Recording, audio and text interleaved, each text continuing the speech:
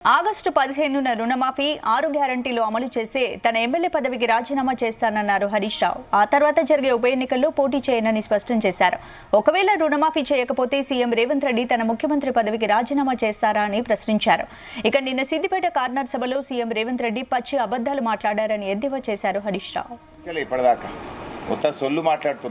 నేను సంగారెడ్డిలో ఛాలెంజ్ చేసినప్పటి నుంచి ఒకటే స్టాండ్ మాట్లాడుతున్నాను. ఏ వీడియో క్లిప్పింగ్ చూసినా, పబ్లిక్ మీటింగ్ స్పీచ్ చూసినా, నా ప్రెస్ మీట్ చూసినా I'm on the same line. ఇప్పుడు కూడా నేను స్వాగతిస్తున్నా. నాకేం ఎమ్మెల్యే పదవి కంటే నాకు పెద్ద నీలాగా పదవుల కోసం పార్టీలు మార్చుడు, పదవుల కోసం అబద్ధాలు ఆడుడు, పదవుల కోసం విలువలు లేని చిల్లర రాజకీయాలు చేయడం నాకు అలవాటు లేదు.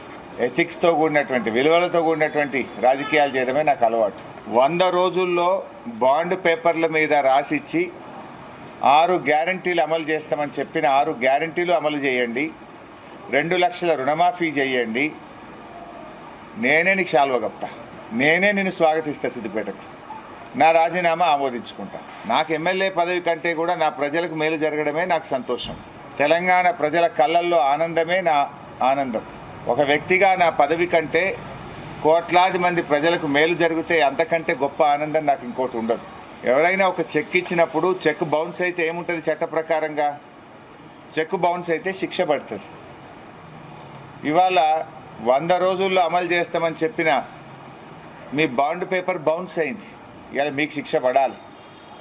సరే, ఇప్పటికైనా చెంపలేసుకొని క్షమాపణ చెప్పి 15 ఆగస్టు అని కొత్తగా మళ్ళీ దేవుళ్ళ మీద ఒట్టు పెట్టినావు కదా, ఆ 15 ఆగస్టుకైనా 6 గ్యారంటీలు రుణమాఫీ చేస్తానని స్పష్టంగా చెప్పు.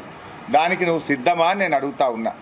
నువ్వు 6 గ్యారంటీలు అమలు చేసి రుణమాఫీని 15 ఆగస్టులోగా చేస్తే నేను స్వచ్ఛందంగా స్పీకర్ గారి దగ్గరికి వెళ్ళి స్పీకర్ ఫార్మెట్లో రాజీనామా ఇచ్చి ఆమోదించుకోవడానికి సిద్ధం.